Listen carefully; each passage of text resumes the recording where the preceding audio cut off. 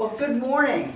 My name is Reverend Vaughn Amare, and I'm so excited to be here at Northern Light Center for Spiritual Living with all of you. Woo-hoo! Northern Light Center for Spiritual Living is a community of people dedicated to using spiritual and practical principles to create lives we want to live.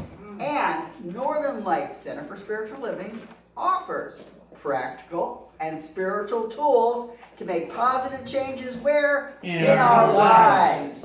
Our promise to reveal, inspire, uplift, celebrate, and magnify your greatness. We acknowledge our presence here on the traditional and unceded lands and waters of the first people of Seattle, the Duwamish and Coastal Salish peoples, who became the tribes of Muckleshoot. These people are still here, and we join with them in how they continue to honor and bring to light their ancient heritage. We seek to resist the erasure of Indigenous histories as we work towards honoring and inviting the truth. And perhaps all of you knew, but this past week was the time when the Muckleshoot tribe was participating in their canoe celebrations on the Puget Sound. We also acknowledge that so much of what we know in this country today, including our culture, economic growth and development throughout history and across time, has been made possible by the labor of enslaved Africans and their ascendants who suffered the horrors of transatlantic trafficking of their people, chattel slavery, and Jim Crow. We also name the Chicano and Asian people who toiled with little recognition or acknowledgement. We are indebted to all of their labor and their sacrifices, and we acknowledge the tremors of the violence that happened and continues to happen throughout the generations and the resulting impacts that can still be felt and witnessed today. Please join me for our opening song in this very room by Ron and Carol Harris.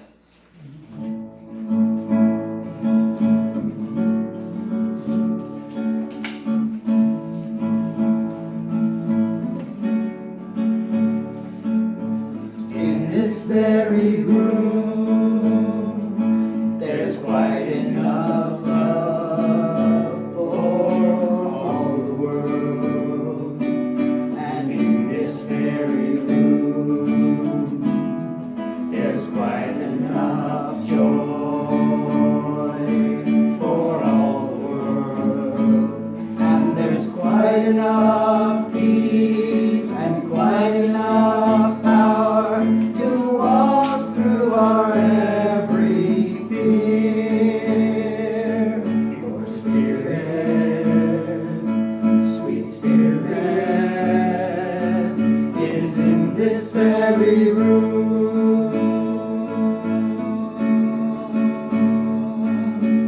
In this very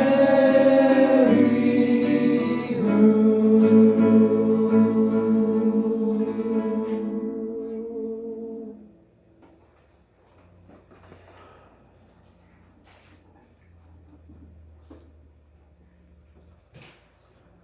So for this morning's meditation,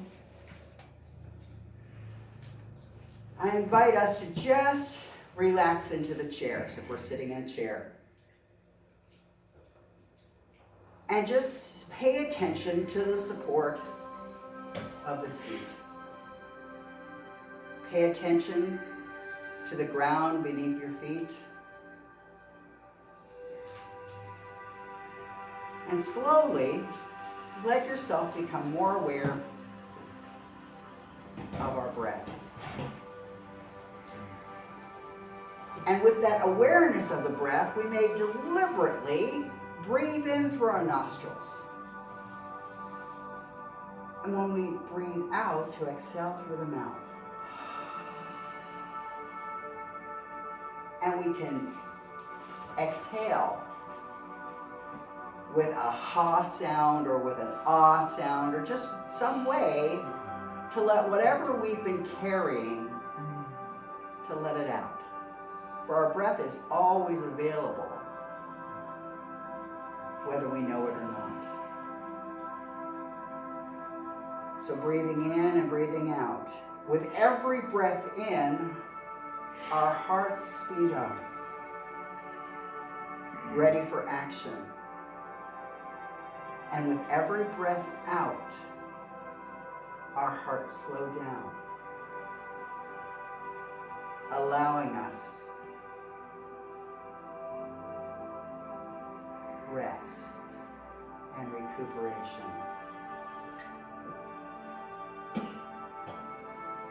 And in this time of attention to our breath,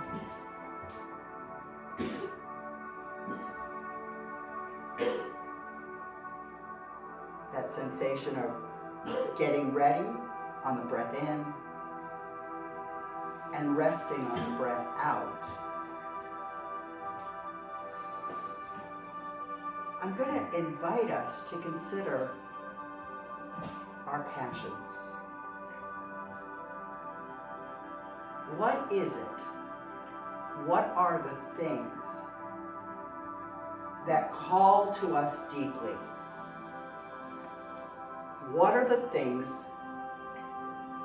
that when we think about them or when we imagine ourselves doing them, we can't help but have a smile come to us? So in the breath in and out, imagine those passions presenting themselves. And remember that those passions, the constellation of passions that each of us have, are as unique as our own fingerprints, as our earprint, as our handprints.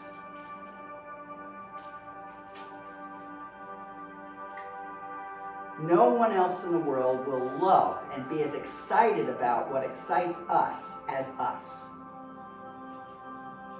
There may be people who share some of our passions in common, where we have these beautiful intersections.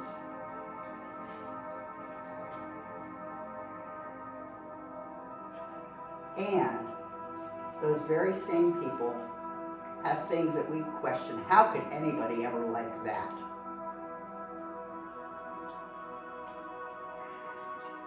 So with this attention on our passions, we can allow our viewpoints, our perspectives, to expand out. Our passions let us reach for things that are far beyond where we are now. They may call us to create. They may call us to engage. They may call us sometimes just to silent observation.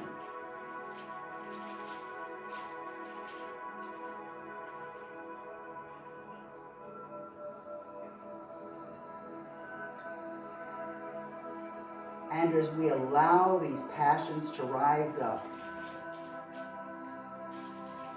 our purpose, our sense of why we are here,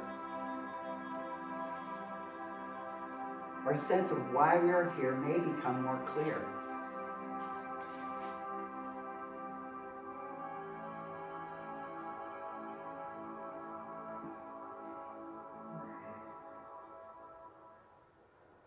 Each one of us is blessed with a unique why, a unique purpose that inspires and intersects with our passions.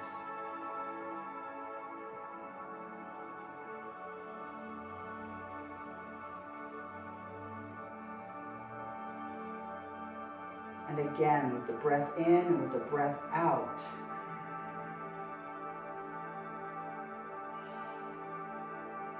just allow a sense of reverence, a sense of appreciation for the unique passions and purposes that we carry.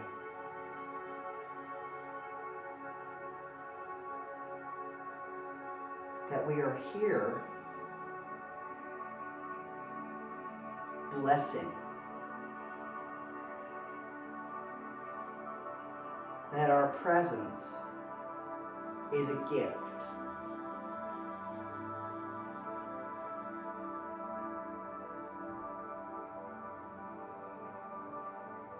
And just take a moment with that sense of being a gift. Breathing in that each one of us are the place where the divine is showing up. Each one of us have been uniquely situated to be the presence of the divine. Each one of us have been a place through which the very creator of all the universe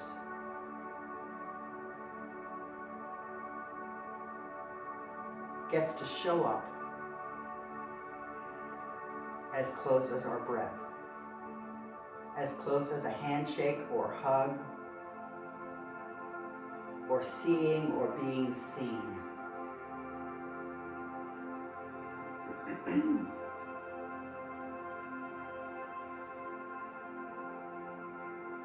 So just notice if that sense of our own divinity has any particular spot in the body.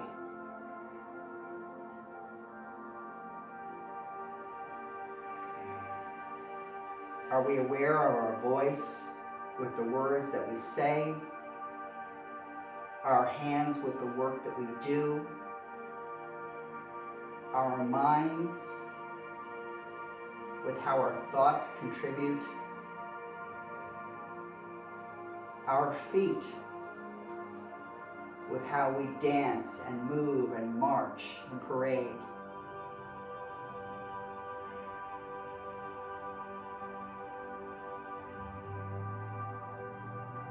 And just hold that sensation of our own divinity.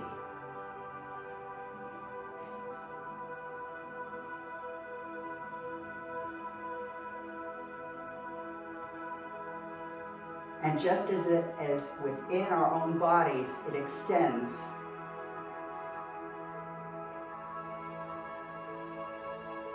that sense of being limited, being bound within a body, is just a perception of mind. For each of us are so much more.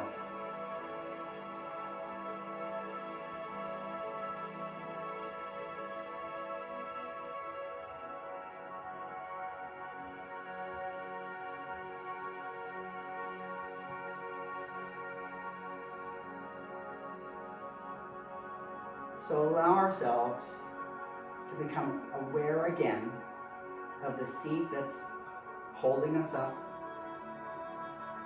of the ground beneath our feet.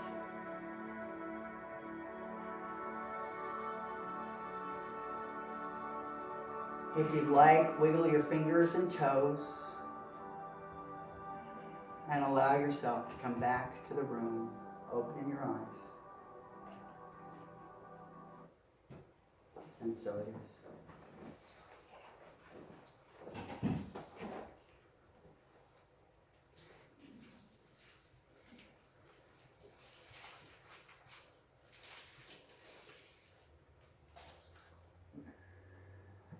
And is now the declaration? Yes, sir.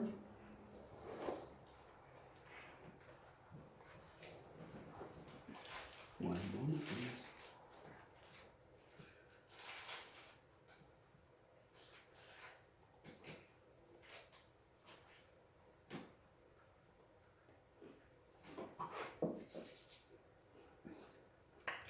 You were supposed to be there. Okay, so we are here for our declaration, and I'm going to say it, but you're welcome to say it with me, because I'm going to go through it 3 times. So if you're like, I don't want to do it the first time, I'm a little apprehensive, fine, but join in on the second and third. We are an expanding and loving community working in a field of infinite potential. We are an expanding and loving community working in a field of infinite potential. And finally, we are an expanding and loving community working in a field of infinite potential. And so it is. Today's reading comes from someone named Leon Ho. While passion and purpose are inextricably connected, they are also distinct. Passion releases our emotions, motivates us, and makes us feel good. Passion is often connected to our innate abilities, talents, and desires. It is what we love to do and do well without feeling stressed or compelled. When we have passion for something, we strive towards mastery. This boosts our productivity. Passion boosts our confidence. Our confidence leads to success. With passion, we can muscle through the challenges and hurdles that try to stump us. With purpose, that's the reason we do what we do, motivating our actions and pursuits in life. Purpose often connects to an understanding of the reason for living, the reason behind our unique life stories, our backgrounds, and the future ahead of us that we envision. Purpose gives our life a direction and keeps us focused. Purpose draws from conviction, while passion draws on energy. Passion can burn out over time. However, purpose lasts for a lifetime. Passion is about what? Purpose is about why. We can be passionate about different things, but purpose tends to be more singular and focused. Think about lighting a fire. Passion is the fuel required to make the fire burn, while purpose is the reason for the fire. What we want to achieve by kindling the fire. Light, heat, celebration. When we have the conviction to spark a fire, our passion is ignited and our entire energy is released. This is why it is so essential for our passion and purpose to work together. To discover our passion, we have to pay attention where? To ourselves, because our passion stems from our expressions. Here are some questions. What things do I do that give me joy? Which subjects interest me to learn and learn more? What job or work can I volunteer to do for a long time without particular financial reward? What would I use my time for if I could do what I like and still get paid? What makes me feel in the zone? What do I do very skillfully, easily, and delightfully? Now, our passions can help us figure out our purpose. We can ask, why do I have this gift? Why do I have this talent? Why is it so easy for me to do this while I can struggle to do other things? Why do these issues bother me when I don't care about others? Why am I experiencing this in my life? What are my past and present experiences saying about my future? The issue of purpose might require some deep soul searching and even divine inspiration. To start connecting with our passion and purpose, here are 5 practical suggestions. You knew that this would be coming, didn't you? First, we can examine our life and our journey.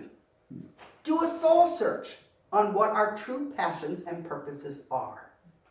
This may require that we take some time out of our current schedules and retreat to a place where we can focus only on ourselves. Second, after we have figured out our passions and purposes, we let them reflect in our lives. We let them reflect in how we spend our time, what we read, what we discuss, how we devote ourselves. We begin seeing things in our lives through the lens of our convictions. We consider how we can use our daily encounters to keep ourselves in the directions of our convictions. Third, to connect our passions with our purpose, we might begin to redirect our passions. This is because we might have been using our energy and abilities on the wrong things. But when we figured out why we have those energies, desires, and interests, we should redirect our passions towards our convictions. Fourth, our current involvements may not represent our true passions and purposes. This is similar to 3, but it's a little distinct. It might include chosen careers, things we've spent a good part of our years pursuing and developing. We may not have to quit those things, but we can look for new opportunities to express our true passion and purpose. Finally, number 5, to really experience fulfillment, we might need to make major adjustments. This might affect our current career path or whatever else we are involved in. There is no price that is too much to pay to earn ourselves the kind of life that we truly deserve. We don't have to continue to be what the system has made us be when we know that it won't lead to where we truly belong. And so it is.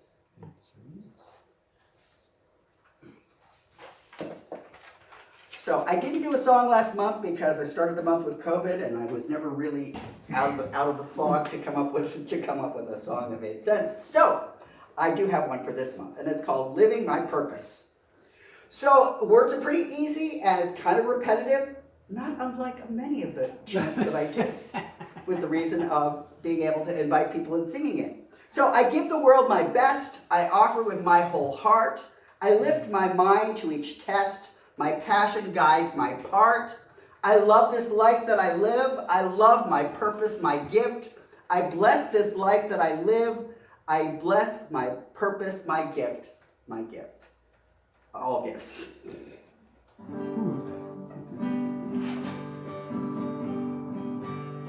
I give the world my best. I offer with my whole heart.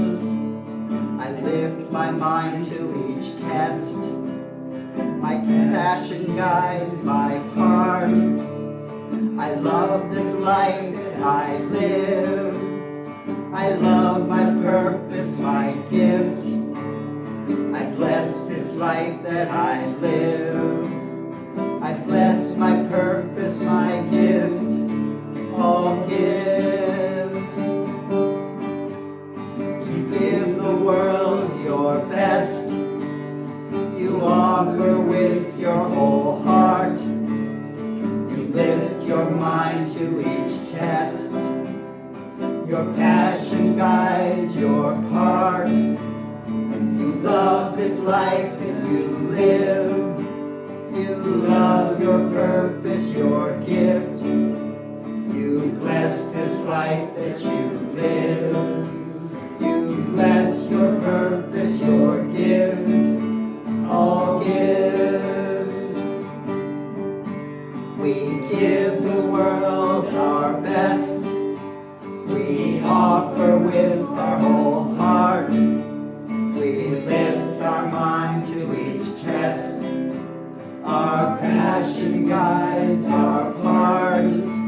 We love this life that we live. We love our purpose, our gifts. We bless this life that we live. We bless our purpose, our gifts. All gifts. I give the world my best. I offer with my whole heart. I lift my mind to each test. My passion guides my part. I love this life that I live. I love my purpose, my gift. I bless this life that I live. I bless my purpose, my gift. All gifts.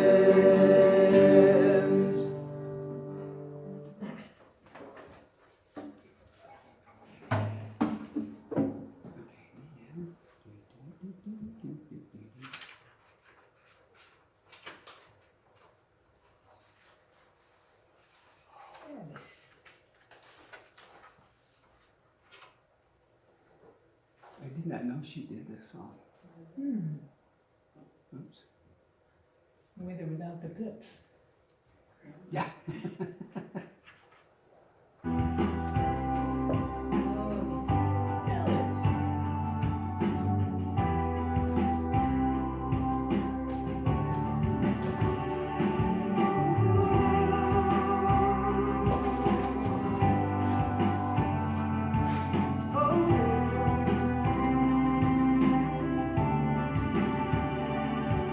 I hope you never lose your sense of wonder.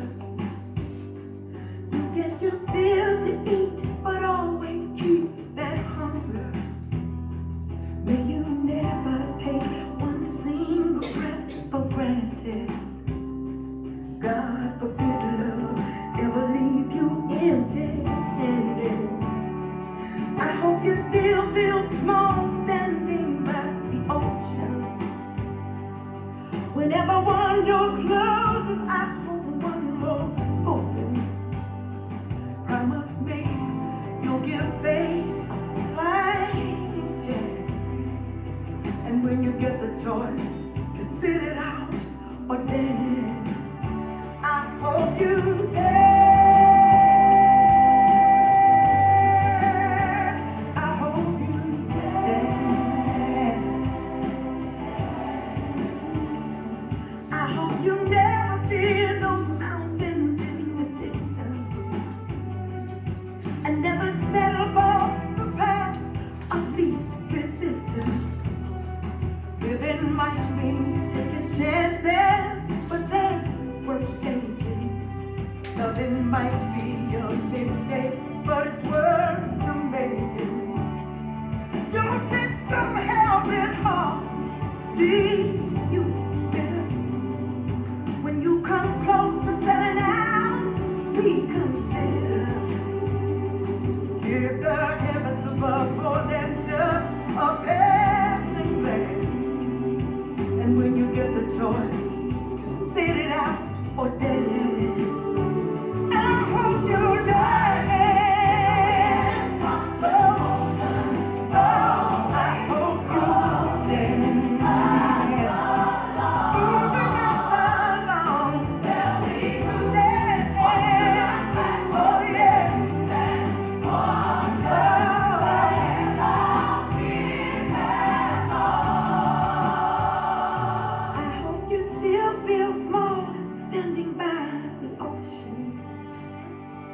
Whenever one door closes, I hope one more opens. Promise me that you'll give me the fighting chance. And when you get the choice to sit it out or dance, I hope you dance. Oh, I hope you dance.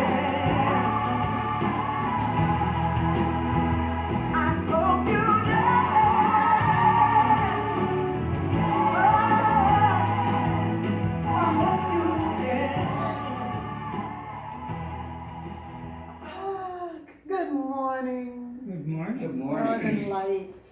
I love that. And welcome, Dad. Thank you so much for bringing me here today. My car is out of commission, so I called on my faithful father. So I get to talk about passion. You know that's my favorite passion, to talk about passion. You've heard me talk about passion before. I'm going to leave the purpose part of it to the other talks because the whole month is about passion and purpose. And one of the things that came to mind, and it came to mind before I read it in what they sent us from headquarters, is about the companies that have said it's okay to make a mistake. Now imagine working somewhere where you get to make a mistake. It's okay. I worked at a company, I almost said the name. I worked at a company where it was not okay to make mistakes. And they made things, but nobody was allowed to make mistakes. Well, it's inevitable you're going to make mistakes. So you might get one mistake, maybe two, but in my department, if you got 3, it was career limiting. So people were kind of like, well, we got to get it right, we got to get it right. What I did to get around that, I was in training, which was my passion, and it took me a while to get there.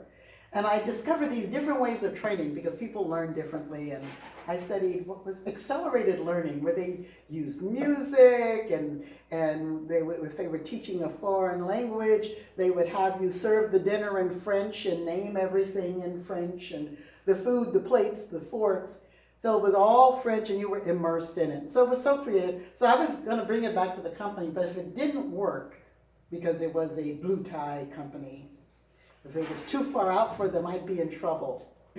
So what I did was, because I did a lot of volunteer work, and I particularly volunteered in a group called Business for the Arts.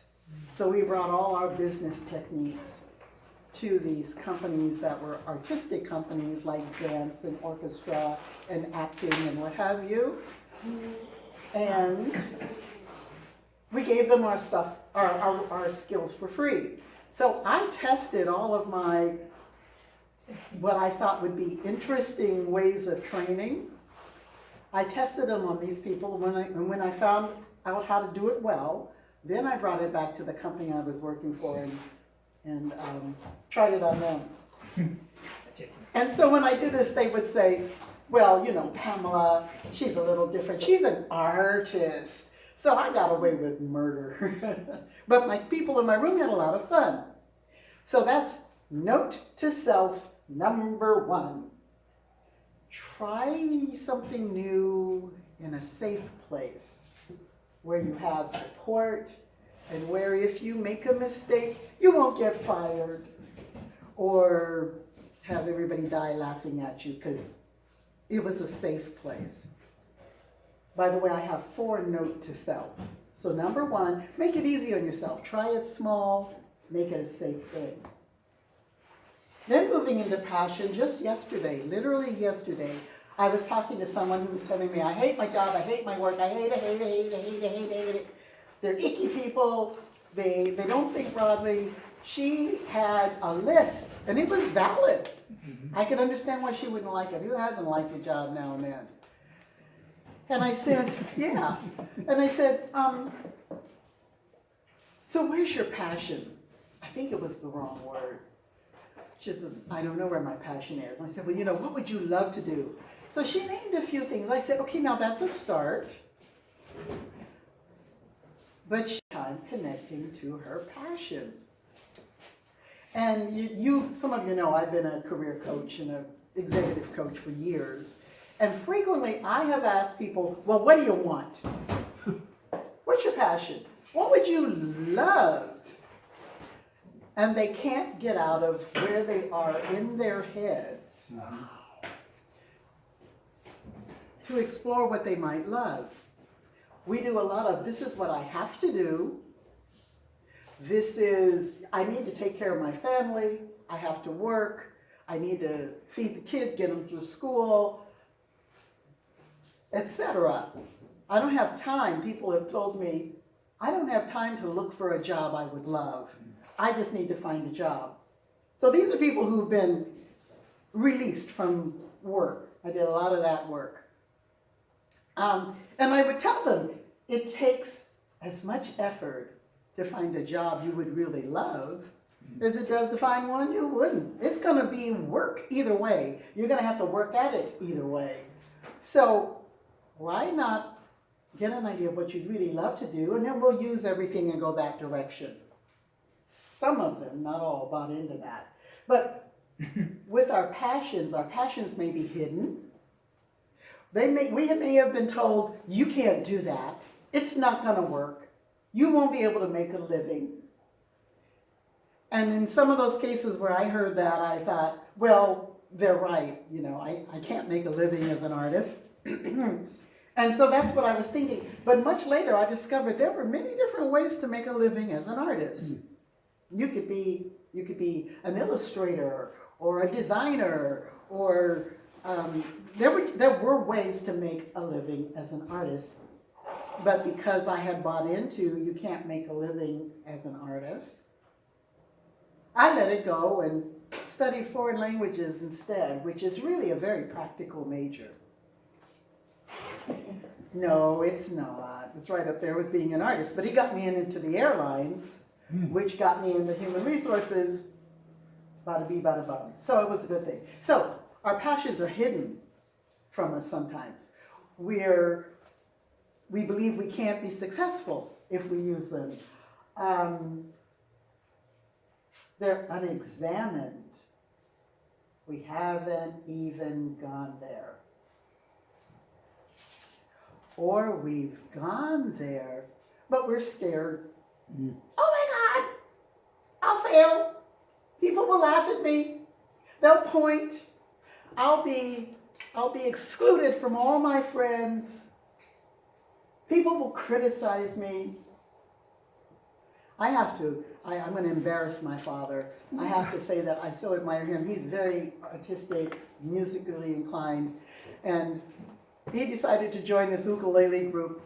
He was invited to join. He was playing this guitar. The woman heard him at a senior talent show, and she said, "Come join our ukulele group." I think you went there all of 2 times before you picked up the ukulele. He said, the books, they're all in these music books, and it's all ukulele chords, and I have to mentally translate the ukulele chords to the guitar. I'm just going to play the ukulele. Yeah. And he's been playing it ever since. He just, okay, for the guitar, up with the ukulele. And my father's a little older than I am, and this happened, I don't know, I guess about 10 years ago. And he's still with these ukulele groups, and there are some lovely, lovely people. Every now and then I go here. But here's what he didn't do. He didn't say, I've never played the ukulele, I can't do it. Or, I've only played the guitar, I'm going to stick with it because I don't want to try a new instrument. He just said, okay, out with the guitar, in with the ukulele, and off he went. And taught other people how to play. So, music is his passion. I'll speak for him. He might say something else, but I'm going to say music is his passion. So one of the things around getting in touch with our passion is to dare to dream. We may not have the guts to walk into that passion right now, but we can dream. I had a passion to go to, it started off as Australia and then it moved to New Zealand. I was dying to go. I wanted to travel, and so a friend of mine introduced me to a couple of Maori people. And the Maoris were doing a beautiful design in her garden. And I'd seen a movie about a Maori young girl who wanted to fish or... Anyway, I saw a movie about her, and she was struggling against the male chauvinism in the village. And she succeeded. And I was like, I want to see that country. There was no grand purpose. I wanted to see it. End of story. But I kept putting it off and putting it off and putting it off because I went out on my own and I thought I can't just spend a bunch of money going to New Zealand. I need to put money into my business. So I think it was 11 years later, I was working contract in my own business with a company and I was hating life, and they and I parted ways. And to make myself feel better, I went to New Zealand. Now here's the deal. The year that I chose to go to New Zealand, it was half as much as it would have cost the year before when I looked into it. I said, finally I'm going to go to New Zealand, and it was going to cost me $4,000. So I started saving. At the point that I said goodbye to this company, New Zealand was only $2,000, and I had saved that much. Whoa. So off I went. I had a happy time. Note to self, be gentle to yourself. Because I was very upset and very angry. And if I had been more gentle to myself, I might have had that trip earlier, but probably more expensively. So note to self, when things are not going right, and when we're wanting to try something new, be gentle with how we treat ourselves when we're trying this new thing. So my new thing was following my passion. That's why I went to New Zealand. It was wonderful. I had a lovely experience being in a country that was very different from the United States. Now, my purpose under that passion was being in a country that was very different from the United States, but still spoke English. And my purpose, or my passion around traveling, had been since I was approximately 8 years old. Sitting on my front porch saying, I want to see countries where people eat something different, where they dress differently, where they speak differently, where they have different cultural mores and folkways. It's not American McDonald's. So I want to see that. So that purpose drove me throughout my life. I forgot to mention I became an international flight attendant because of that purpose. So the passion was to see these countries, and the purpose was to see these countries. They were enmeshed. So we have these passions. We're not paying attention to them. I know one person who's totally run by his passions. He gets an idea, he gets all passionate about it, and he just makes it happen. And he's not aware of how he's living into his passions. He's just doing it. And he's happy, so I leave him alone. I'm like, whatever, bro. You don't have to figure out that this is your passion and there's a purpose. You just go ahead and do life. And Leanne was talking about people who retire and don't. They don't retire. They keep working. But sometimes what they're doing is living into their passion. It's a very different thing working when you're retired versus working when you're afraid you're not going to be able to pay the rent. The two are not the same. Leanne is agreeing with me. They're not the same. I'm not working to pay the rent. I'm working because I get to work to do some stuff I want to try. Like I was telling her, I'm on a little contract where I only work 10 hours a week. And I'm working with a group I've never worked with. Well, actually, I have worked with them, but in a different way. So now I get to work with them in this way, and I'm excited about it because I get to do all this research, and I get to see, well, these people are doing this, and those people are doing that. And this group is going from COVID workforce to totally remote. Oh. And they say, okay, we're going to go all remote. Everybody's going to work from home. And I said, yes, that's wonderful. And this isn't like when you were in the office. It's a whole other culture, and it needs some thinking. So I get to help them think, which is something I'm passionate about. And it's kind of been my purpose all my life to help people create better workplaces, better lives in general, and better places that people are working in specifically. So I'm excited about that. They'll get excited about it because right now they still think it's an easy thing and it's not. So, note to self 1 was start small, make it easy on yourself. Note to self 2 was make it easier on yourself. Note to 3, and now you'll like this, illegitimi non carborundum. Oh, okay. Okay, some people know what that is. So the English translation, which you can't use, is don't let the bastards get you down. But the Latin translation, illegitimi non carborundum, you can use in school. Mostly nobody will know what you're saying.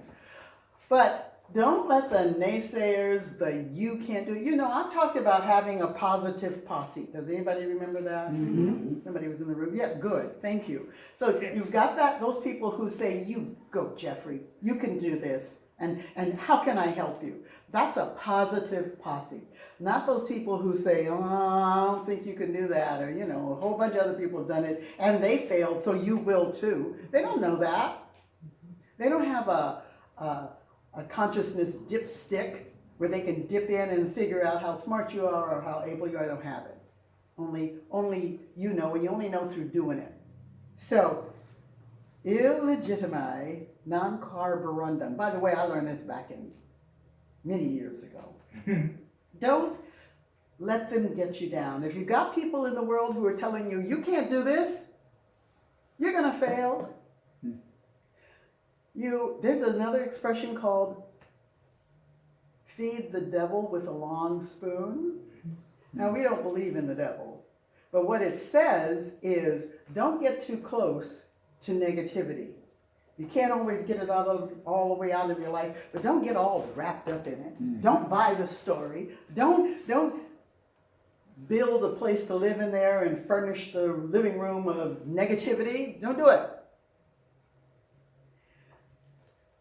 So don't let these folks get you down, and you probably know where I'm going next, because that little negative peanut gallery can become your personal negative peanut gallery. So before anybody even outside of you says, oh, you can't do that, you're gonna fail, you're telling yourself that. Never be the first one to tell yourself no. Let somebody else tell yourself no. And you know, every time I have said to myself, I am not going to tell myself no, I don't get somebody outside of me telling me no. Pretty much.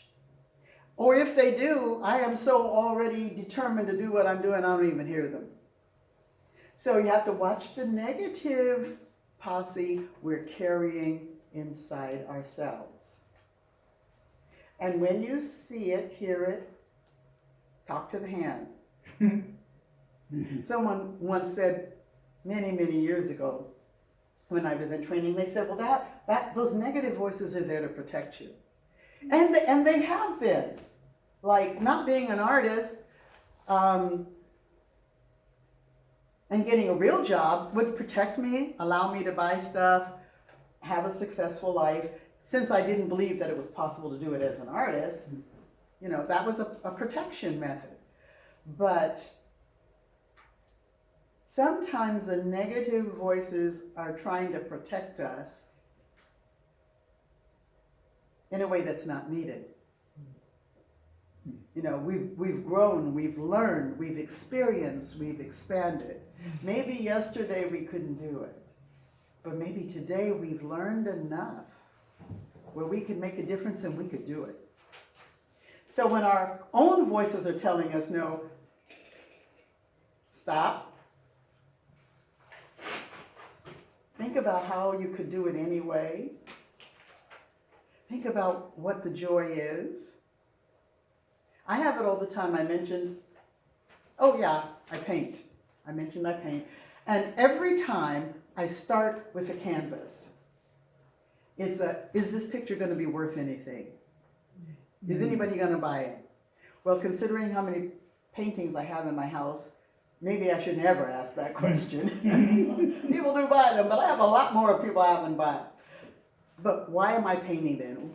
Because it's my passion. It's my purpose to express my creativity. And I think frequently of Van Gogh, who did not become famous until he died. Right. So when I die, hopefully my nieces and nephews and what have you will be able to sell my paintings for a fortune, or not. In the meantime, I am doing something I'm passionate about. And you can see bits of it around here that show up on the wall, and it makes a difference in this room, and that's good enough for me. So, illegitimize non-carborundum. Don't let the outside or the inside tell you you can't do it. And then note to self. Number 4, allow yourself to fail and learn from it. I have a friend who was a flute teacher in schools. She taught kids how to play the flute, and something happened to her throat, and she was no longer able to blow air through her throat in a way that she could play the flute, and in fact, it totally affected her ability to speak. She sounded like that. So, her husband was a musician. He wrote music, he played the bass, and she decided, I'll take up the drums. So she went from flute to drums. Whoa. She's so darling. She became the drummer of 2 or 3 bands I had. And there was a learning curve because playing the flute is not at all like playing drums. The two, there is no overlap anywhere other than they're both in the music world. After that, it just, but she was steady. She didn't let anybody say, honey, at your age, you can't just switch and play drums. And on top of that, you're a little bitty thing and you got all those drums to carry. And this little bitty thing can plaster walls, okay? Her husband is not only a musician, he's a master carpenter, and she's right behind him with the rivet gun and the plaster and all of that. She could do it. So she could carry drums. And she learned to play drums. And people would say, well, that's really nice, but you're not all that good. She didn't let that stop her. By the time she got to me, she said, so what do you want? And I said, well, I want a little more salsa to this song. She'd go home, she'd go on YouTube, she'd go somewhere, and she'd find out what a salsa beat sounds like. And what does it sound like to this song? She did her homework. And she stayed away, this is a key point. She stayed away from comparing herself to other people in a negative light. Like she knew really good drummers that were way better than she was. And she didn't say, oh, they're so good, I'll never be that good. She said, they're so good, what can I learn from them? And she watches them like a hawk. So she and I still, I'm not doing band anymore, but she and I still go hear people at Jazz Alley. She watches the drummer, I watch the vocalist. It's the funniest thing. So we always have to sit where we can see both the vocalist and the drummer. We can't sit too far away where she can't see what the hands are doing. Drop the hands. Yeah. So she took a bad situation and she said, it's not going to stop me. What is my passion? Her passion was music. Her passion ended up also playing with her husband. That was more his passion than hers because when he went off to do other things, she was fine still playing her drums in other places. So, note to self. Make a mistake and learn from it. So the last story around that, when I started singing 8 years ago. It's a long story how I got there. I was not singing in people's choirs and all of that stuff. And sometimes people thought I was because there's this, how do I put it? I'm going to call it portrait of particularly the black female singer. She came up in church singing gospel and what have you. Yeah, no, that was not the case. I was in the junior choir there, but we were not doing Aretha Franklin type music at that church at that time. So 8 years ago, I decided to sing jazz. Note to self number 1, start small and in a safe place. The guy said, sure, Pamela, you can have music in the church. So I started in the place we were in with the little band. Oh, by the way, I wasn't singing jazz. I started with the band that did country and Americana music, which is, don't ask me what that is. You can just make it up because that's what they do. Anyway, so I started with them and I was singing harmony to the lead singer. And then I discovered that I really wanted to sing jazz. I did not want to sing whatever we were singing and playing there. I was like, it's all good. But I discovered when I took jazz lessons or vocal lessons, I discovered jazz. And I was off and running. So I had a concert on my birthday and I only invited friends. And I said, your job, dear friends, is to smile and clap. That's it. That's it. Not to give me any feedback or tell me how bad it was or anything like that. I just need you to be there to celebrate my birthday in this new chapter of my life. Smile and clap. So they smiled and clapped. And one person said, this is good. Now you just keep going. So, starting small in a safe, nurturing environment. Now I can't believe I did it, but I did it. And then number 2, take it easy on yourself. So after I started singing a while, I would make these mistakes. I'd hit a wrong note. I'd forget the words. I forget how to count the band in. There's a billion people say, oh, well, you just open your mouth and sing. It's not like when you're playing the saxophone or something else. They have no idea. Those are not singers who say that. So there was all of these potential places for me to make mistakes. And then there were lots of potential people who pointed them out to me. And initially, I would just die. Oh, I'm never going to be a good singer. I'm too old. Oh, I'm not learning fast enough. I'm not going to get there. I had to learn to say, okay, my bad, moving on. I mean, I actually got into a little argument once with who pulled the plug on some piece of equipment with my bass player. You never do that at a performance. But I was like, I didn't step on it. You tripped over it. No, you stepped on it. No, I didn't. Oh, God.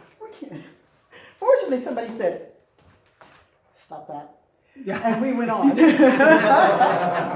it was a mistake. I never did it again. It was a learning. We didn't hang on to the fight with the bass player about who tripped over the chord. It was, so I learned, hey, stuff happens.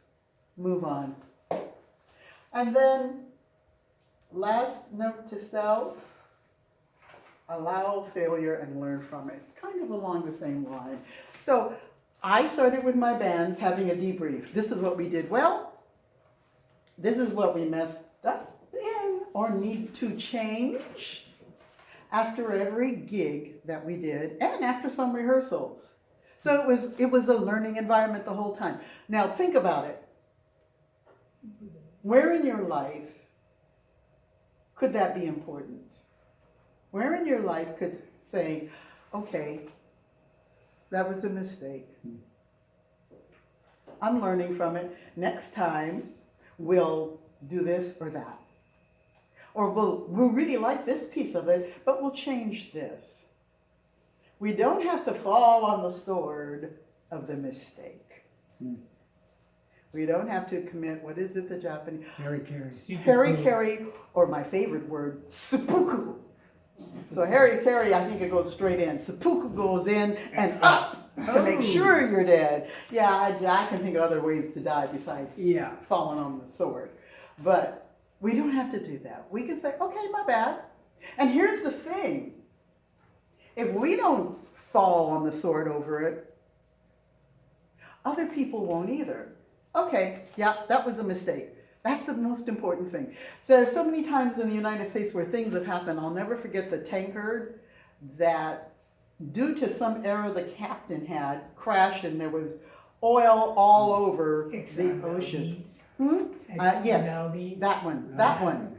And nobody said, oops, my bad, I'm sorry. And particularly the captain. He was drunk. People wanted...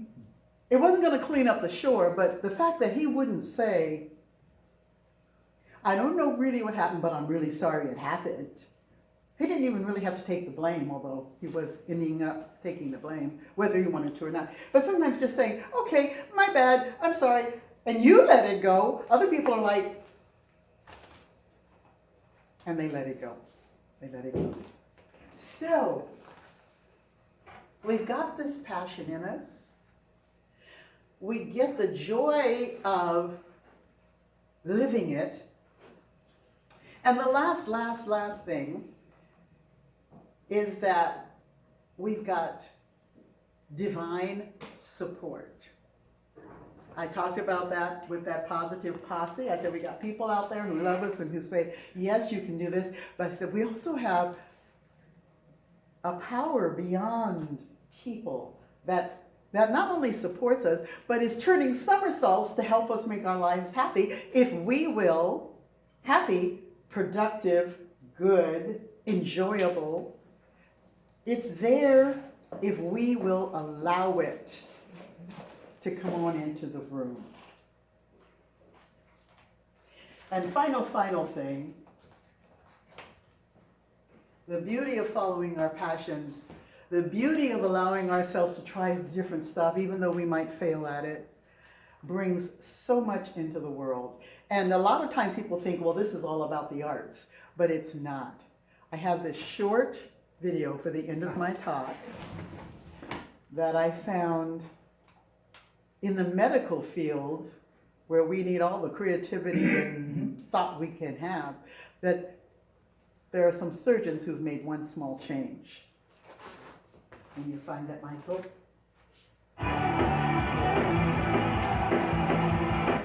That's not it. I don't know where I keep, yeah, I got it, but that was not it. There it is. Yeah. That is. Looks like doctors.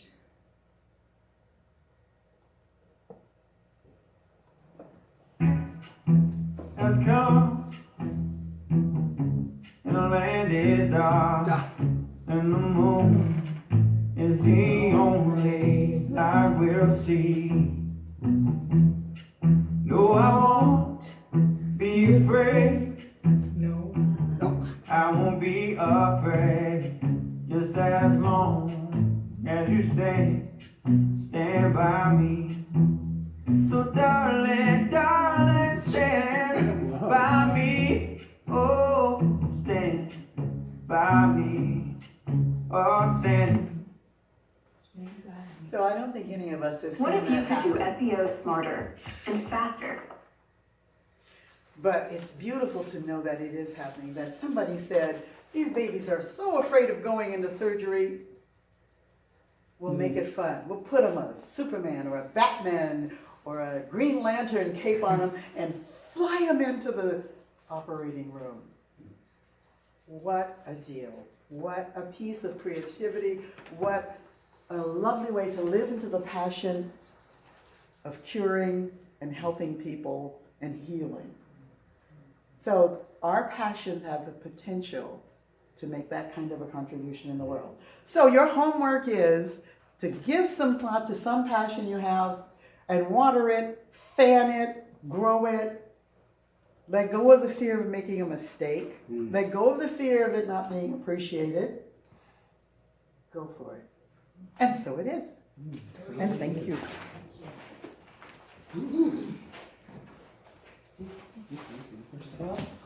Jeffrey, would you like to pass this around? Sure, that's like filling it.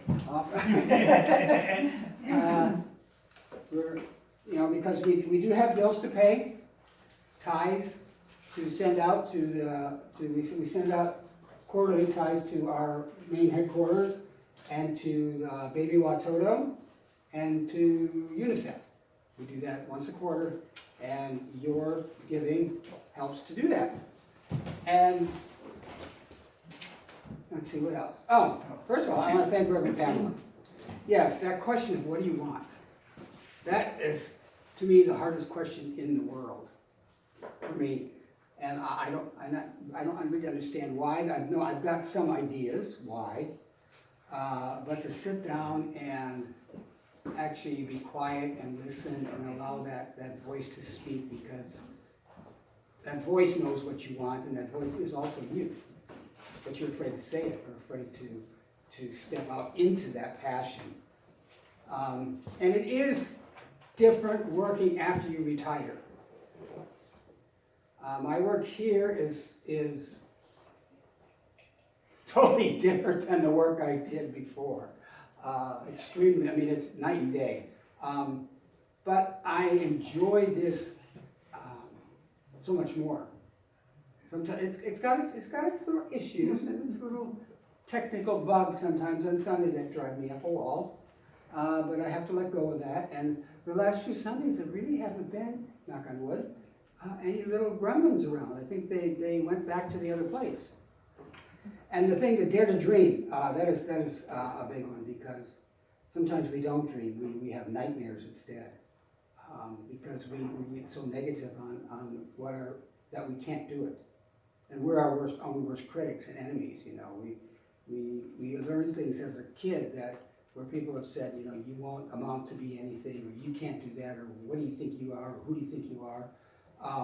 We let that sit within us and resonate. And so we need to get past that. And I thank you, the positive posse. So, thank you for your message. And I love that the little clip there, because I would love that when I went into surgery. I think that would be fantastic. Maybe even if they all dressed up as superheroes, you know, and roll you into that operating room. Be a whole different feeling. Although half the time, by the time you get in there, you're so out of it, you don't know the difference. We have our prosperity class still going on. This coming week will be the third week. And it goes to, I think, the 13th of September. 16th? I think it's 16. One of those days in September. The second Wednesday. So there. And next Saturday we're having a picnic at Seahurst Park, and it's from 11 to 12. And the center's supplying, let's see, hot dogs, buns, water, utensils, condiments. 11 to 2? 3. Did I say 2? It sounded to me like 12, but that's me. No, So- 11 on August 12th to 11 to 3. Okay. 11 to 3. Or, you know, however long people want to hang out. Phyllis had some directions for us to go straight down and To the 12th and straight over. No, actually, when we get down there, she Oh, had okay. directions too. And also, yes, I was gonna say, just take the drive all the way straight down to the bottom, where the water is. And there's handicap parking and non-handicap parking. And hopefully there'll be spaces available. Otherwise, we can drive someone back and forth. and you can invite your friends. I mean, I've invited Genesis, but I haven't really heard anything back from them. We do have one person that attended, Francesca. She said her roommate would love to come, and I said that'd be great, you know. And then on August 12th, we're having our first big concert here. 18th. Did I say the 12th? Yes. The 12th is right above the 18th. Mm-hmm. They're in the same week. You know. Okay, so the 18th at 7 o'clock, Narayan and Janet will be here. They're come up and do a Northwest tour every summer, and this year we have the honor and privilege to me to have them. And my goal and I can't think of the right word, is to have fun, to lift this place up, to lift everybody up in it. Because the thing is to experience their positive vibes, because they are. And yeah, they were here last week Play your video. huh? Play my video? Oh, I did make a video and posted it to Facebook about the concert. Took me a while to get the right one. I think I did about 10 or 11 of them. But it was fun doing it. And yeah, they'll be here. And then in September, we're not sure yet, the 9th or 16th, we're going to do a boat trip on Lake Union. Okay, thank you. See, it takes a community. I love that. I forget the words. I get the wrong date. They help me out. That's what we do. We support each other, and that's one thing I love about this community, that we support each other in so many ways. Positivity posse.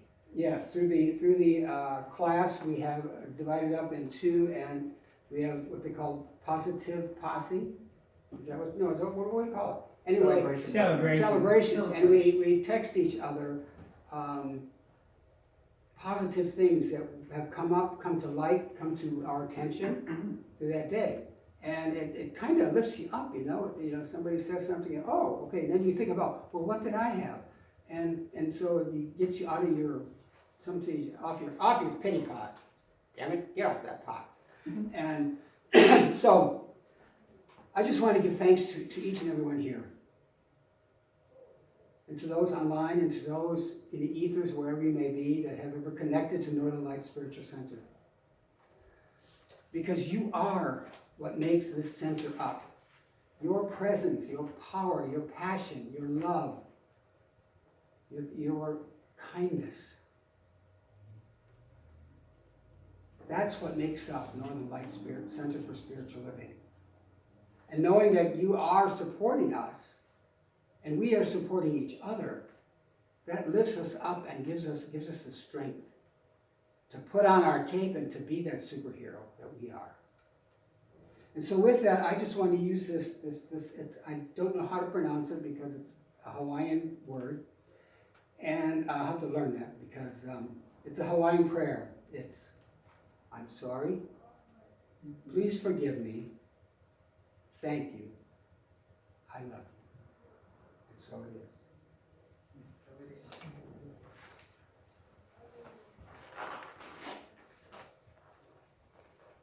Should I shut this?